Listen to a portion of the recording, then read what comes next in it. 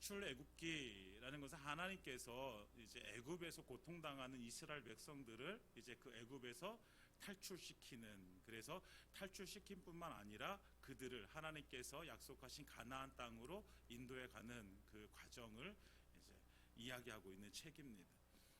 그래서 출애굽기는 하나님의 구원의 역사, 그리고 그 구원하실 뿐만 아니라 가나안 땅에 들어가서 하나님의 백성답게 사는 이스라엘 백성들을 만들어 가시는 그 과정을 이야기해 주고 있어요. 그러니까 단순히 애굽에서 탈출시켰어, 나를 구원해 주셨어로 끝나는 것이 아니라 구원받은 하나님의 백성을 40년 광야라는 그 시간을 통해서 하나님께서 이스라엘 그 백성들 하나님의 백성으로 만들어 가시는 과정. 그런데 그 과정 속에 제일 먼저 이 출애굽기에서 주시는 것이 뭐냐면, 모세를 시내산에서 40일 동안 만나 주시면서 그에게 무엇을 주세요? 십계명을 주시고 하나님의 율법을 주시고 그리고 성막을 주시는 거예요. 그러니까 이것이 무엇이냐면, 그 430년 동안 애굽의 문화에 쩌들어 있는 이 이스라엘 백성들을 무엇을 이제는 하나님의 법에 따라서 사는 하나님의 백성 만드는 시작인 책이죠. 그래서 마찬가지로 우리도 마찬가지예요. 하나님께서 우리를 구원해 주실 뿐만 아니라 우리의 삶을 통해서 우리가 삶을 살아가는 과정들, 그래서 그 과정 속에서 때때로 넘어지고 실패하고 다시 또 일어서고, 그러면서 또 하나님 앞에 기도하고 매달리고 하나님의 말씀으로 은혜 누리고, 그러면서 우리가 무엇으로 변해가는 거예요? 하나님의 백성답게 살아가는 삶으로 변해가는 거죠. 그러니까 하나님이 원하시는 건 단순히 우리를 구원해 주시는 것이 아니라 우리를 구원받은 백성이 무엇이 되도록 하나님의 택하신 백성답게 사는 그 삶을 살게 하시기 위해서 하나님은 우리에게 계속해서 그 믿음의 삶을 요구하시는 거죠. 그런 의미에서 우리가 출애굽기를 이렇게 천천히 살펴보면 너무나도 은혜가 많이 될 것 같습니다. 그래서 모세를 하나님께서 택하시는데, 모세를 하나님께서 이제 애굽에 내려진 명령, 남자아이는 다 죽여라. 그러니까 모세의 아버지 어머니가 모세를 낳았는데 참 잘생겼거든요. 이게 잘생긴, 새벽 예배 때 우리가 나누는데 토부라는 단어를 쓰거든요. 하나님께서 세상을 창조하실 때에 그 창조하신 그 피조물들을 보시면서 이것을 보기에 내가 심히 좋았더라 라고 이렇게 말씀하세요. 그 심히 좋았더라 라고 하시는 말씀이 바로 토부라는 거예요. 그래서 그 모세를 이제 잘생긴 그 아들, 그래서 토부라는 단어를 사용하는 것은 뭐냐면, 하나님의 창조의 질서에 맞게 하나님의 그 섭리에 따라서 이스라엘 백성들을 이제 위에서 그 사명을 감당할 자로 모세를 택하신 하나님의 그 계획을 우리가 볼 수 있는 거죠. 그런데 그 모세가 죽을 위험에 처해지잖아요. 근데 3개월 동안 키우다 도저히 안 되니까 갈대 상자 만들어서 나일강에 두거든요. 그것을 바로의 공주가 발견하게 되어지고, 그래서 결국 모세는 그 바로의 공주의 아들로 40살이 될 때까지, 40살이 될 때까지 그렇게 애국 공주의 아들로 살게 되어집니다. 40세가 되어졌을 때 무엇인가 자기가 히브리 민족을 위해서, 자기 민족을 위해서 무엇인가 해보려고 했는데, 결국 그것이 이제 살인을 저지르게 되어지고, 그것이 바로에게 들통이 나가지고 미디안 광야로 이제 피신을 하게 되어지죠. 그리고 나서 40년의 시간이 흘렀어요. 그러니까 하나님은 이제 그 80세 된 노인, 어쩌면 이제는 나는 이곳에서, 이 미디안 땅에서 그냥 양치다가 이제 하나님이 주신 이 삶이 다 끝나면 나는 그냥 하늘나라 가면 되겠지라고 하고 생각했던 그 모세의 삶일지도 모르겠어요. 그런데 그 모세를 하나님께서 찾아오시고 다시 부르시는 거죠. 그리고 그에게 이제 다시 사명을 주시는 거예요. 무엇해라? 애굽으로 내려가서 신음당하고 고통당하고 있는 내 백성, 너의 또 동족인 이스라엘 백성들을 이제 끌어내라 라는 거죠. 구하라는 거예요. 근데 우리가 이제 상식적으로, 우리가 또 그냥 일반적으로 조금 더 힘이 남아있을 때에, 어쩌면 40살 때에, 40살 때에 그런 의지가 불타고, 그렇죠? 민족을 향해서 내가 무엇인가 한번 해보겠다라는 의지가 불타고, 그리고 그것을 실행으로 옮길 수 있는 그런 힘이 있을 그때에 하나님께서 부르셔서, 그때에 하나님께서 명령해 주시고 사명을 주셔서 그때 쓰셨으면 더 좋지 않았을까? 근데 왜 하필 80세 된 예, 그 노인을 하나님께서 부르셔서 그렇게 쓰실까? 네, 여기 뜻이 있죠. 만약에 40세 모세가 이 명령을 받고 이스라엘 백성들을 구원해내길 원했다면 분명히 40세 때 그 모세는요 자기 힘으로 했을 거예요. 자기 힘을 의지했을 거예요. 왜? 그만한 힘이 있다고 생각하니까요. 나는 그런 능력이 있다라고 생각하니까 얼마든지 저 히브리 사람 내가 쳐서 내가 죽일 수 있는 사람이야. 그러니까 만약에 그 40세의 모세를 불렀다면 그러면 그 40세의 모세가 무엇인가 일을 이루면 그 모세에게 이루어진 일은 자기 공로가 되어지는 거예요. 모세의 공로, 모세의 공적이 되어지는 거예요. 근데 하나님은 그걸 원하지 않으시죠. 그래서 하나님은 어쩌면 미디안 땅에서 아무런 이제 희망과 소망 없이 그냥 이렇게 그럭저럭 살다가 나 하늘나라 갈래라고 하는 이 노인을 부른, 이 80세의 모세를 부른 이유는 이제 자기 힘으로 할 수 있는 것이 아무것도 없다라고 생각되어질 그때, 이제 내 힘으로는 도저히 이스라엘 백성들, 저 애굽 땅에서 신음하고 있는 이스라엘 백성들을 내가 건져낼 수 있는 힘이, 능력이 나에게는 없어 라고 이렇게 여길 그때 이 하나님께는 부르시는 거잖아요. 그때 만약에 이 모세를 통해서 하나님이 이스라엘 백성들을 구원해 내신다면 그것은 무엇이 돼요? 모세의 공로가 아니라 하나님의 은혜가 되어지는 거죠. 사랑하는 여러분, 하나님은 하나님의 은혜를 우리에게 누리길 원하시는 거예요. 우리가 하나님의 은혜로 일하기를 원하시는 거예요. 내 힘을 의지하는 것이 아니라. 그럼 우리는 지금 어떻게 살아가고 있을까요? 우리는 여전히 지금도 내가 마음 먹으면, 내가 힘을 쓰면, 내가 어떤 능력을 가지고 하면, 내 능력 가지고 하면 내가 뭐든지 다 이룰 수 있어 라고 우리는 생각하고 있는지, 아니면 나는 성령을 의지하지 않고 나는 아무것도 할 수 없어 라고 생각하는지, 여러분들의 삶은 어떠십니까? 사랑하는 여러분, 우리는 성령을 의지하지 않고는 아무것도 할 수 없는 존재라는 사실을 우리는 깨달아야 됩니다. 물론 우리의 힘으로 할 수 있는 것들이 있죠. 오늘 저녁 때 다들 식사하시고 오셨죠? 물론 못하신 분도 계실 텐데, 이렇게 밥 먹는 거, 숟가락 떠서 밥 먹는 거 사실 우리의 힘으로 할 수 있어요. 그런데 사실 이것도요, 우리가 잘 생각해보면 이것도 하나님의 은혜인 거죠. 우리가 병들고 힘들어서 이 숟가락 하나 떠서 우리의 입으로 넣을 수 없는 그런 상태가 되어진다면 그때 우리는 얼마나 이게 느끼겠어요. 아, 이걸 떠서 내 입으로 넣을 수 있는 것이 하나님의 은혜였구나. 가끔씩 제가 이제 가끔씩 좀 두통이 올 때가 있어요. 두통이 오면 어떤 때는 되게 심하게 이제 두통이 와요. 근데 막 머리가 막 이제 이렇게 뽀개질 정도로 막 아프고 그러면, 내가 정말 아무 일 없이 그냥 이렇게 하루를 마감할 수 있는 것이 얼마나 큰 은혜인가, 이런 것들을 깨닫게 되어져요. 사랑하는 여러분, 우리가 오늘 저녁을 먹고 이 자리에 나와서 하나님을 예배할 수 있는 것이 우리에게 은혜입니다. 그러니까 우리가 살아가는 삶은요, 우리가 성령을 의지하지 않고 살아가는 삶이 사실은 없어야 되는 거예요. 모든 것이 우리는 은혜여야 되기 때문에 그렇죠. 여하튼 모세를 그렇게 하나님께서 부르셨어요.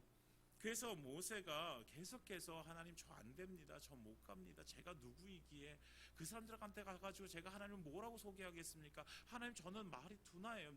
저는 말을 잘 할지 못하는 존재예요. 막 핑계를 대고 이유를 대고, 가지 못할 이유를 대고 막 그래요. 근데 결국 하나님은 그를 포기하지 않으시고 그를 부르셔서 너 가, 그래서 보내시죠. 그래서 결국 모세가 애굽을 향해 가요. 그리고 애굽에서 아론을 만나게 되죠. 아론과 함께, 아론이 모세의 이제 대원자가 되어지고, 그래서 이제 바로를 찾아가게 되어지죠. 바로에게 가면, 하나님께서 그렇게 말씀하시고 바로에게 가면 바로가 바로 보내줄 줄 알았죠. 그래서 바로에게 가서 자신 있게 얘기해요. 이스라엘 백성들이 가가지고 절기 지키려고 하니까, 광야에서 절기 지키려고 하니까 보내달라. 하나님 앞에 사흘쯤 가가지고 제사 지내려고 하니까 보내달라. 근데 바로는 뭐라고 얘기해요? 그래, 가, 이렇게 얘기 안 해요. 야, 하나님이 누군데? 너희가 말하는 하나님이 누군데 나 알지 못해. 근데 니네가 뭐 하나님의 이름을 가지고서 나한테 니를 보내달라 그래? 안 돼. 그건 안 되는 일이야. 그래서 바로가 그 자리에서 그냥 노 해버려요. 그러니까 노 할 뿐만 아니라 이제 야 니네가 게을러 가지고 그렇지 이제 꾀가 나니까 지금 그런 말 하지. 야 이제 감독관들 시켜가지고 그 이스라엘 백성들 지금까지 벽돌 만들고 이랬는데 지금까지 재료를 주면서 벽돌을 만들었는데 야 재료도 주지 마. 근데 벽돌 만든 수량은 똑같이 해. 그래서 만들라 그래. 더 어려워지는 거예요. 상황은 더 어려워지는 거죠. 사람들은 모세를 향해서 원망하고 비난하기 시작합니다. 순종하면 될 줄 알았는데 근데 더 어려워졌어요. 더 힘들어졌어요. 모세는 너무 힘든 거예요. 너무 힘든 거예요. 이런 상황들을 자기가 어떻게 할 수가 없는 거예요. 이때 할 수 있는 것이 무엇일까요? 모세는 이때 어떻게 하냐면 오늘 읽은 말씀 22절의 말씀처럼 모세가 여호와께 돌아와서 어디로 돌아와요? 여호와께로 돌아와요. 여러분 우리가 내가 순종했음에도 불구하고 내 상황이 점점 더 힘들어지고 어려워진다면 우리는 어디로 돌아와야 돼요? 하나님께 다시 돌아와야 되는 거예요. 원망을 하든 불평을 하든 아니면 한 신세 한탄을 하든 누구에게로 돌아와야 돼요? 하나님께로 돌아와야 돼요. 모세도요 하나님께로 돌아와서 뭐라고 얘기해요? 주여 어찌하여 이 백성이 학대를 당하게 하셨나이까? 어찌하여 나를 보내셨나이까? 지금 이 말의 뉘앙스가 뭐예요? 하나님 왜 나를 보내셔서 왜 나를 이곳 가운데 보내셔서 이 백성들 왜 이렇게 더 힘들게 만드십니까? 하나님 도대체 이러실 수 있습니까? 제가 하나님 말씀에 순종하지 않았습니까? 이런 거예요. 어쩌면 이 모세가 하나님 앞에 항변을 하는 거예요. 즉각적인 구원을 기대하고 왔는데 근데 그 기대가 무너져 내리는 거예요. 모세의 절규이자 호소인 거예요. 하나님 왜 그렇게 하십니까? 그리고 나서 하나님 어떻게 해야 됩니까? 그러면 23절에 내가 바로에게 들어가서 주의 이름으로 말한 후로부터 그가 이 백성을 더 학대하여 주께서도 주의 백성을 구원하지 아니하시나. 애굽의 왕 바로는 이스라엘 백성을 더 학대하죠. 근데 하나님은 구원하지 않으시죠. 모세는 지금 아무것도 할 수 없는 지경이에요. 무엇을 할 수 있겠어요? 이스라엘 백성들에게 가서 말하자니 이스라엘 백성들은 자기에게 원망과 불평을 쏟아냈죠. 바로에게 가서 말하자니 바로는 계속해서 안 돼 라고 얘기하죠. 그러면 자기의 마음을 토로할 수 있는 곳은 어디밖에 없어요? 하나님밖에 없는 거예요. 여러분 우리가 어떤 상황에서 찾아갈 수 있는 그 한 곳이 있어요. 그곳은 어디예요? 하나님 앞이에요. 하나님 앞에. 우리는 언제나 하나님 앞에 가서 우리는 그 하나님 앞에 우리의 마음을 토해낼 수 있는 존재라는 거예요. 이것이 우리에게 은혜인 거예요. 네. 하나님의 이름을 부르는 거예요. 하나님의 이름을. 좋아질 줄 알았는데 순종하면 다 될 줄 알았는데 순종하면 하나님께서 은혜 주셔서 모든 것들이 잘 풀릴 줄 알았는데 그런데 막히고 또 막히고 안 되고 그래서 결국 내가 할 수 있는 것이 아무것도 없다고 느껴질 그때 그런 현실에 부딪힐 때에 우리가 그때 이것이 어떤 시간인지 우리는 알아야 돼요. 그때가 바로 하나님께서 부어주시는 은혜를 누릴 시간이라는 거죠. 왜 그것이 은혜의 시간일까요? 나는 아무것도 할 수 없습니다 라고 내가 포기되어지는 순간이기 때문에 그래요. 나는 아무것도 할 수 없으니 이제 나는 하나님만 바라볼 수밖에 없습니다 라고 고백하는 그 순간이기 때문에 이때가 은혜의 때라는 거죠. 바로 모세와 이스라엘 백성들이 이제 하나님의 은혜를 받을 때입니다. 그래서 6장 1절에 하나님께서는 모세에게 이렇게 말씀하셔요. 이제 우리 6장 1절 함께 읽어볼까요? 여호와께서 시작. 여호와께서 모세에게 이르시되 이제 내가 바로에게 하는 일을 내가 보리라. 강한 손으로 말미암아 바로가 그들을 보내리라. 강한 손으로 말미암아 바로가 그들을 그의 땅에서 쫓아내리라. 아멘. 하나님께서 모세에게 이제 내가 누가요? 하나님께서 바로에게 하는 일을 내가 모세 너가 보리라. 이제 하나님께서 하시는 일을 모세 네가 볼 거야.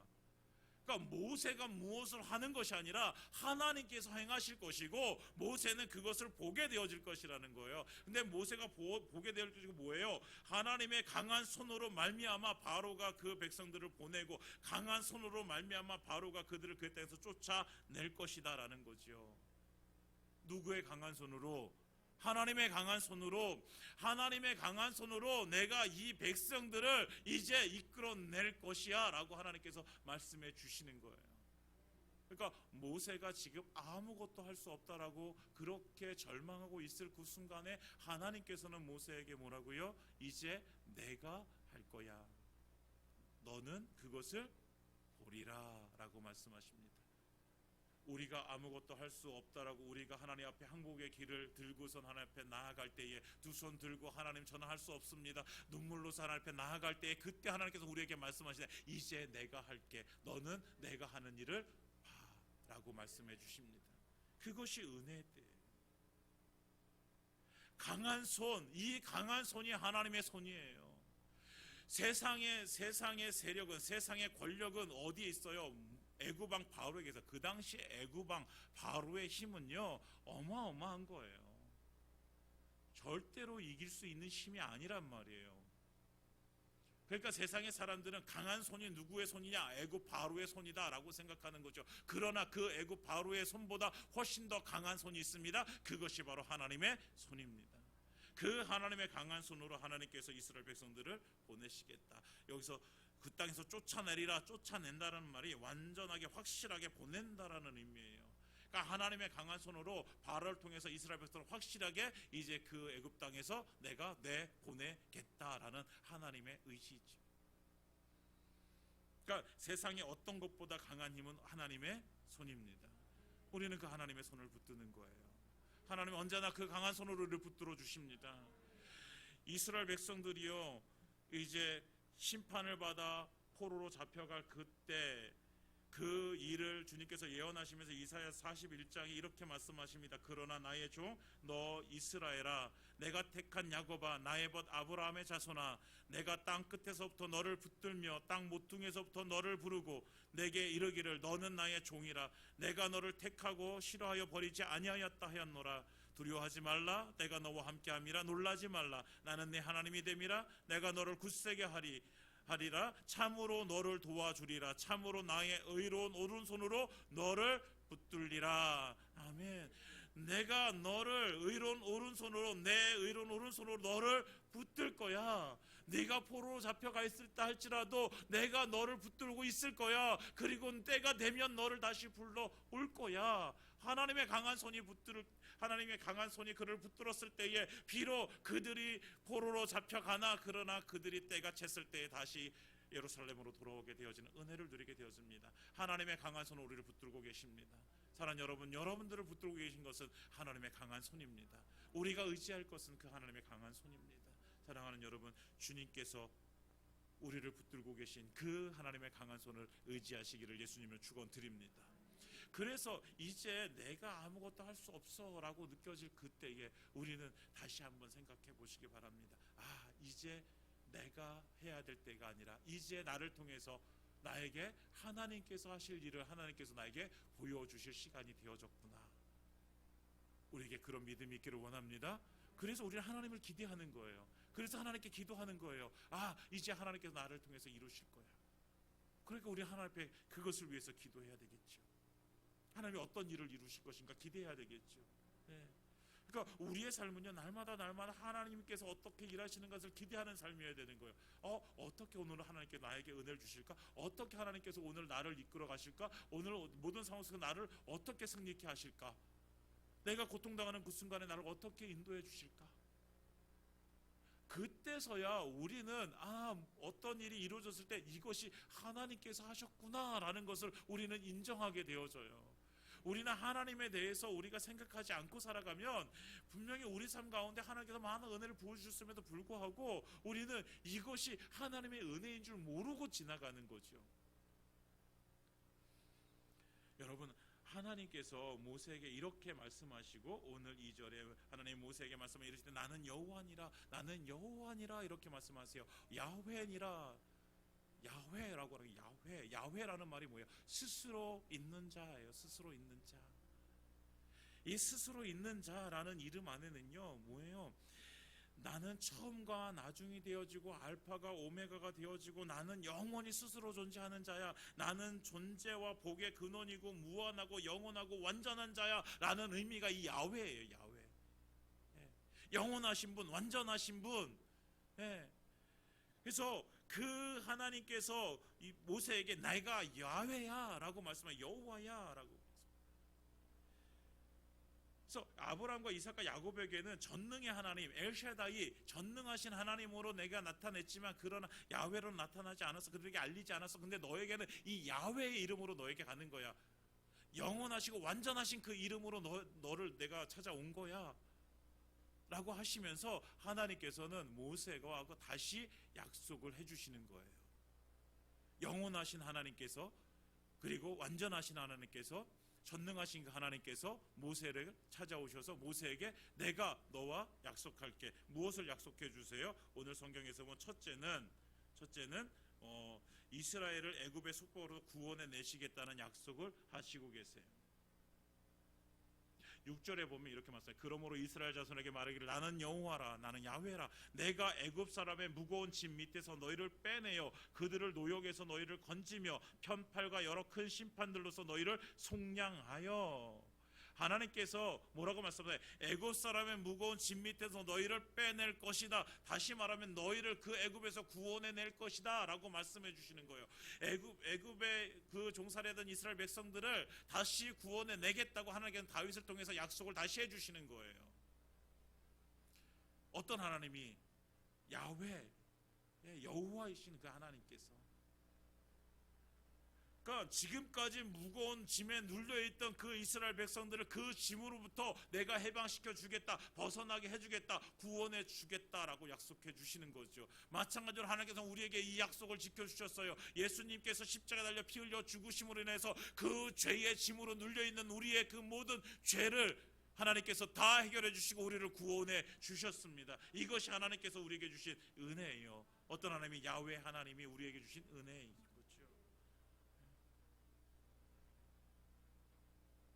우리의 영혼의 구원, 우리의 모든 힘들고 어렵고 수고하고 모든 짐으로부터의 우리를 구원해 주신 그 하나님의 은혜. 마태복음 11장 28절에 수고하고 무거운 짐자들 다 내게로 오라, 내가 너희를 쉬게 하리라 라고 말씀해 주고 있어요. 하나님 우리의 영혼을 구원해 줄 뿐만 아니라 우리의 육신도 하나님께서는 구원해 주세요. 네, 이것이 하나님의 구원의 은혜예요.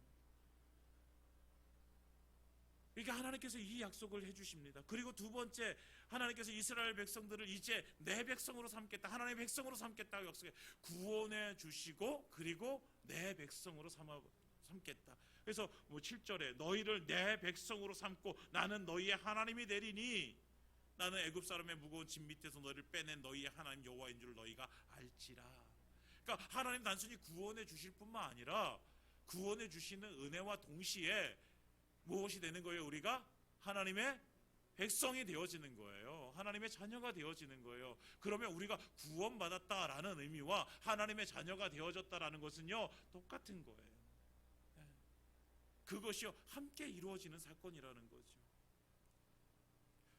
그 말의 뜻에는, 내 백성이란 말의 뜻에는요, 그러면 그 백성의, 여러분 대한민국 국민은요, 대한민국 국민이 외국에 나가서 힘들고 어려운 일이 있으면 누가 책임을 져줘요? 대한민국이란 나라가 책임을 져줘요. 코로나 때문에 이제 비행기 편이 끊어져 가지고 외국에서 올 수 없었던 그 우리나라 이제 그 주재원들 아니면 해외 나가서 일하시는 분들, 그 사람들을 위해서 뭐를 해요? 대한민국이 비행기를, 전세기를 띄워줘요. 그래서 그 사람들을 데리고 오게 된단 말이에요. 여러분 내 백성이라는 의미는요, 이제 하나님께서 내가 너희의 하나님이 되어서 내가 너희를 책임져 줄게, 내가 너희를 지켜줄게, 너희의 힘들고 어려운 거 내가 감당해 줄게 라고 하시는 하나님의 약속인 거죠. 그것이 내 백성인 거예요. 그래서 하나님은 우리를 구원해 주실 뿐만 아니라 우리를 지켜주시겠다고, 우리를 보호하시겠다고, 그래서 내 백성 삼으시는 거죠. 이것이 하나님이 주시는 약속이에요. 그리고 세 번째 약속이 뭐예요? 이스라엘 백성들을 이제 조상들에게 약속한 가나안 땅으로 내가 인도하겠다라고 말씀하시죠. 8절에 내가 아브라함과 이삭과 야곱에게 주기로 맹세한 땅으로 너희를 인도하고 그 땅을 너희에게 주어 기업을 삼게 하리라. 나는 여호와라 하셨다 하라. 그러니까 하나님께서, 그 야훼 하나님께서, 영원하시고 완전하시고 능력 있으신 그 하나님께서 이스라엘 백성들 애굽에서, 지금까지 애굽에서 그 문화에 찌들어서 그들의 신앙 안에서 살고 있었던 그 이스라엘 백성들을 빼내셔서 그 구원하셔서 내 백성 삼으시고 내 백성 된 그들을 어디로? 가나안 땅으로 하나님께서 인도해 주시겠다라는 거예요. 그러니까 하나님께서 그 약속을 누구에게? 모세에게 다시 해주시는 거예요.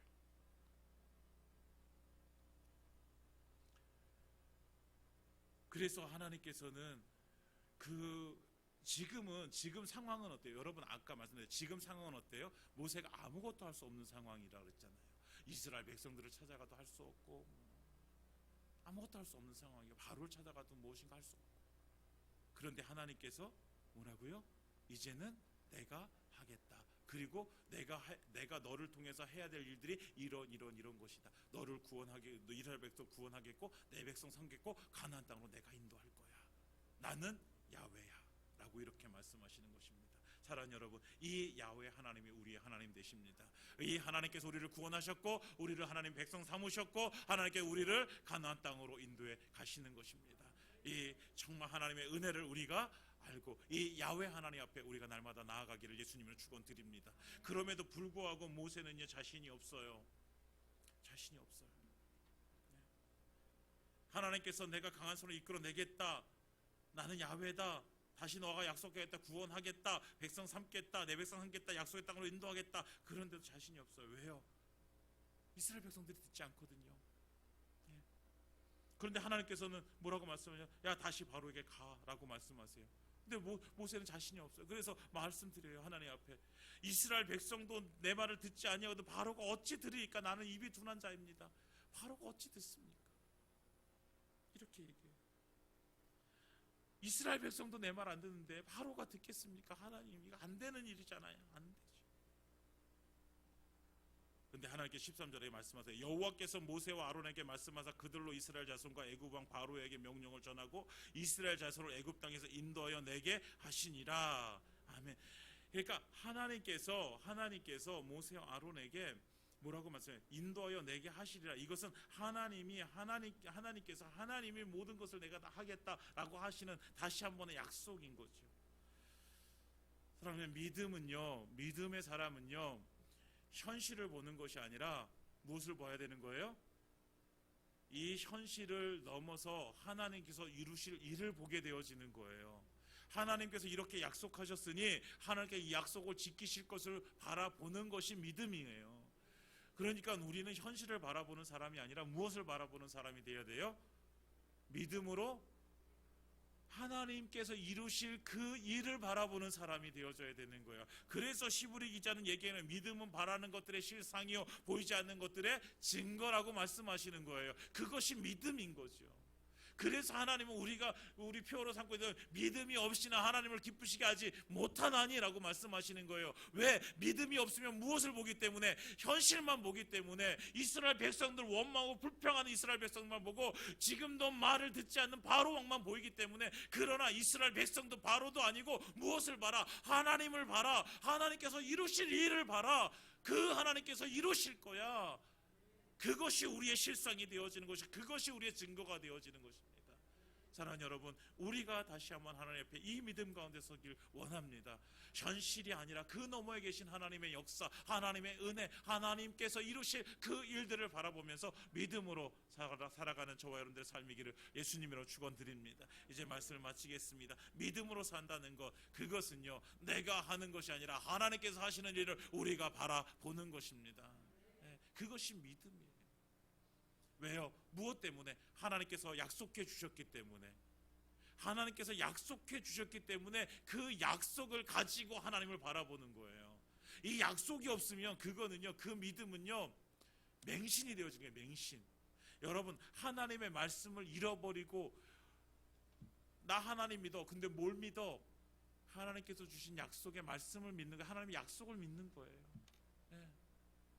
그래서 이 약속을 믿음으로 나아가서 하나님께서 이루실 일들을 우리가 바라보는 이것이 믿음인 거죠. 사랑하는 여러분, 오늘 주신 말씀 우리가 잘 기억했으면 좋겠습니다. 강한 손이 되셔서 우리를 이끌어내시고, 그리고 우리를 내 백성 삼으시고, 그리고 우리에게 가나안 땅을 향해서 가게 하시는 분, 우리가 이 현실을 바라보는 것이 아니라 정말 그 현실 너머에 있는 하나님께서 이루실 일들을 바라보며 믿음으로 살아가는 저와 여러분들 되시기를 예수님의 이름으로 축원드립니다.